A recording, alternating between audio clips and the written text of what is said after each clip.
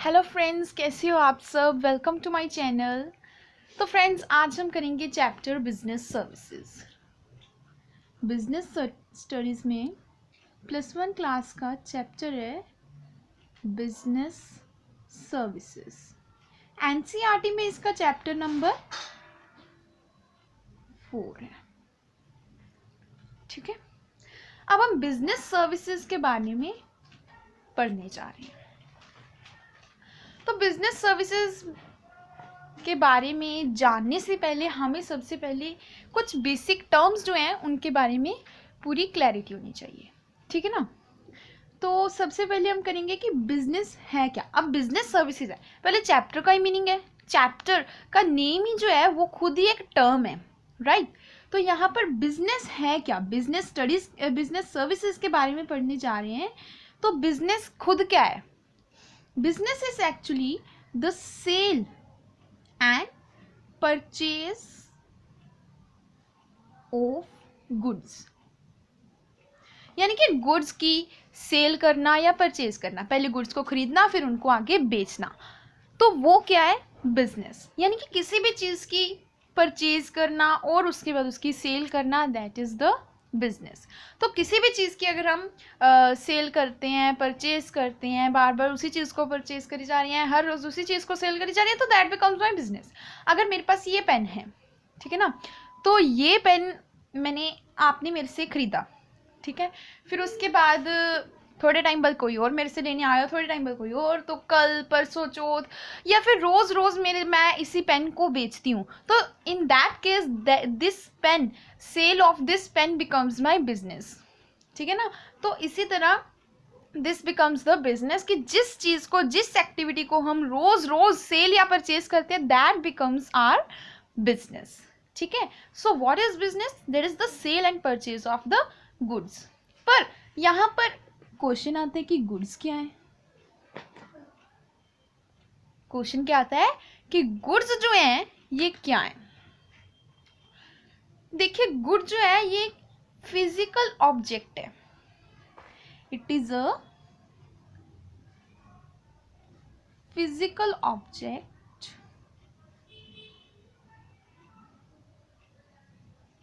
Right.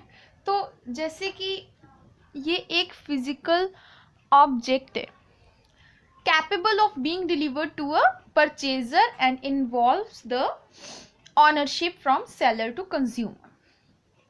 जैसे देखिए, अब मेरे पास ये पेन है, ये मेरे पास था, आप मेरे से खरीदने आए, ये आपने ले लिया। मेरे पास ये पेन है, ये मेरे पास है, तो ये मेरा है। आप मेरे से खरीदने आए, आपने मेरे को 10 रुपए दिए और ये पेन मेरे से खरीद लिया, तो ये पेन आपका हो गया। फिर आपने आगे इसको किसी और को बेच दिया, तो ये पेन उसका हो गया। तो दैट मीन्स पहले, सबसे पहले इस पेन की ओनर कौन थी, मैं थी।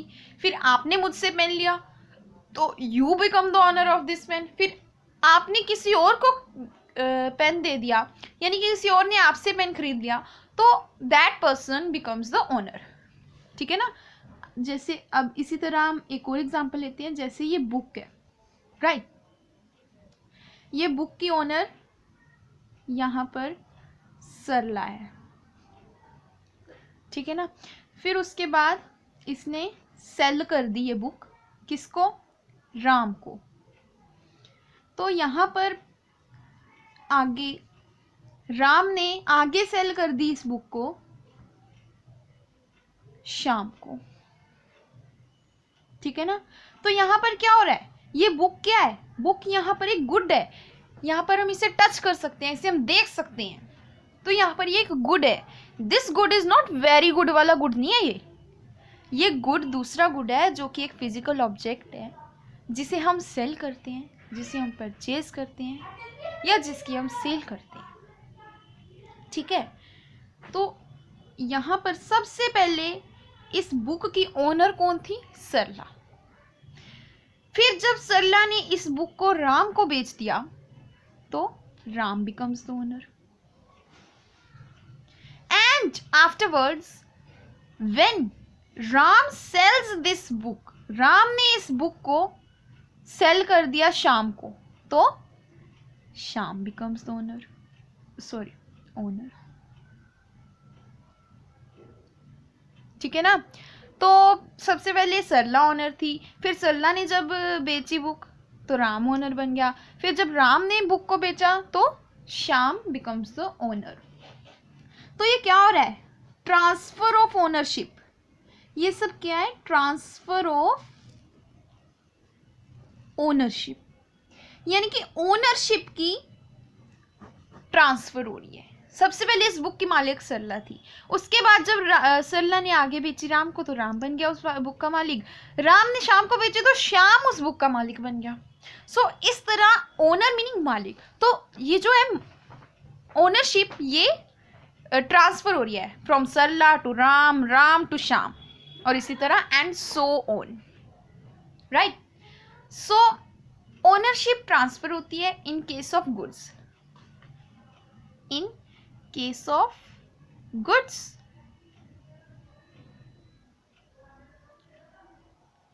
अभी हमने क्या किया, बिजनेस क्या है, सेल और परचेज ऑफ गुड्स। तो गुड्स क्या है, एक फिजिकल ऑब्जेक्ट जिसमें कि ट्रांसफर ऑफ ओनरशिप हैपन्स। ठीक है।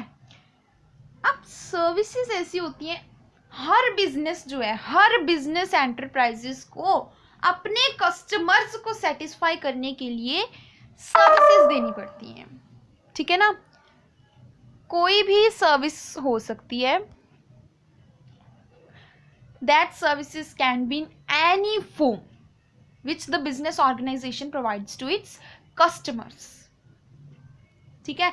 जैसे कि कोई कस्टमर ने काफ़ी सारी बुक्स खरीदी हैं किसी स्टोर से और फिर उसके किसी बिजनेस एंटरप्राइज से, और फिर उसके बाद उसने कहा कि हाँ मुझे ये बुक्स आप मेरे घर तक पहुंचा दीजिए, तो दैट इज़ अ सर्विस। वो घर तक पहुंचा रही है, the delivery of the books, the home delivery of the books from the business enterprise to the home of the customer is the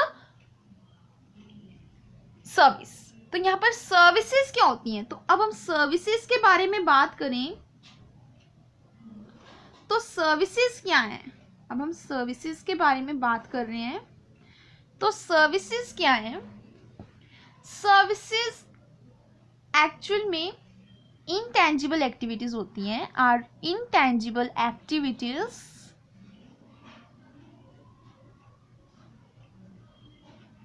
that provides satisfaction of wants।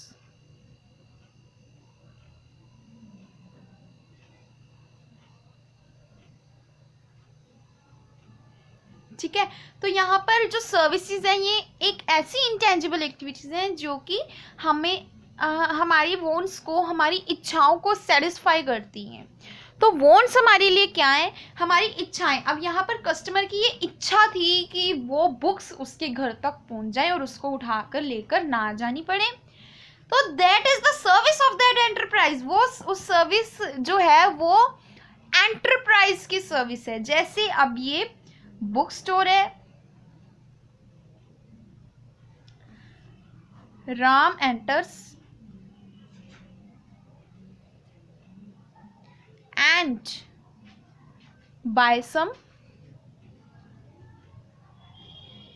books and asked for home delivery।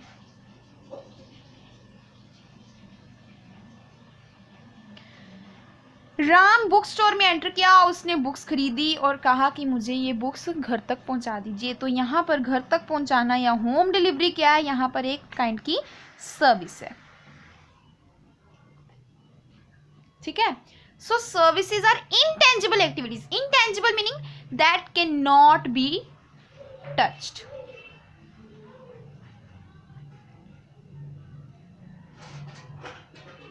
ठीक है। Services क्या है, intangible activities that provides the satisfaction of wants, की हमारी इच्छा जो होती है उसको पूरा करती है। ठीक है। तो सर्विसेज क्या है, इंटेंजिबल एक्टिविटीज मीनिंग ऐसी एक्टिविटीज जिन्हें हम टच नहीं किया जा सकता। अब जैसे गुड है, good can be touched, good can be touched, but here services are the intangible activities which cannot be touched. So this is to be kept in mind that services are intangible activities, right? So what is business? Business is the sale and purchase of the goods. What are goods? Good is a physical object which involves the transfer of ownership.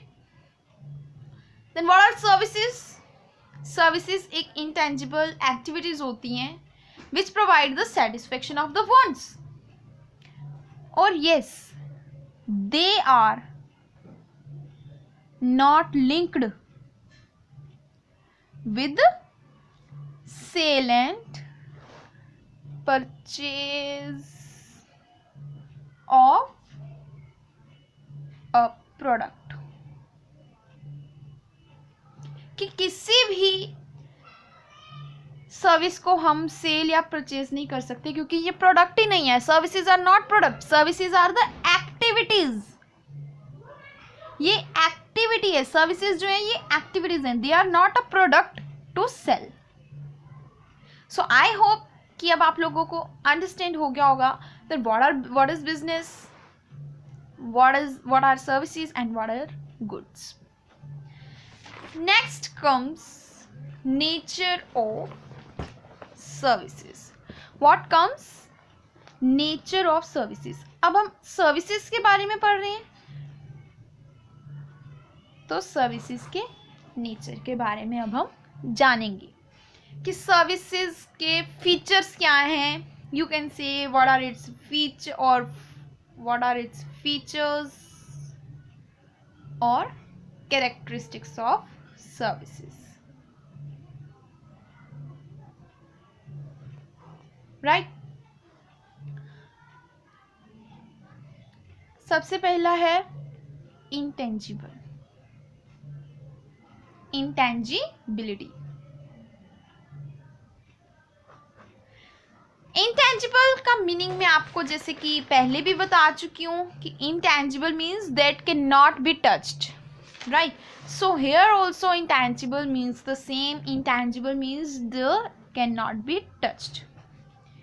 Meaning क्या है? Can't be touched, right. So services are intangible, meaning services को हम touch नहीं कर सकते हैं. Services can not be touched. They can only one and only be experienced. Can only be experienced. कि हम इन्हें एक्सपीरियंस ही कर सकते हैं, हम इसे टच नहीं कर सकते. एग्जाम्पल लेके देख लीजिए. जैसे कोई डॉक्टर है, वो हमारा ट्रीटमेंट कर रहा है, ठीक है. तो डॉक्टर जो हमारा ट्रीटमेंट कर रहा है, तो ट्रीटमेंट यहाँ पर हम ट्रीटमेंट को टच नहीं कर सकते हैं. We can't touch it, we can only experience it. हम उस ट्रीटमेंट को सिर्फ हम एक्सपीरियंस ही कर सकते हैं. इसी तरह जब हम टीवी देख रहे हैं तो we get entertained.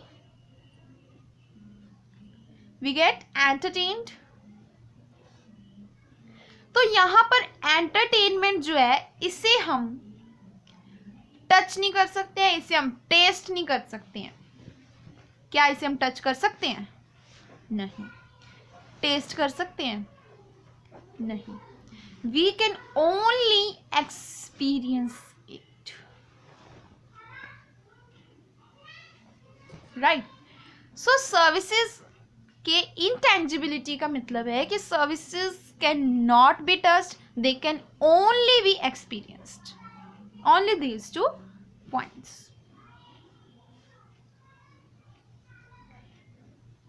So this is the first and the very most important characteristic of the services. ठीक है. अब हम बात करते हैं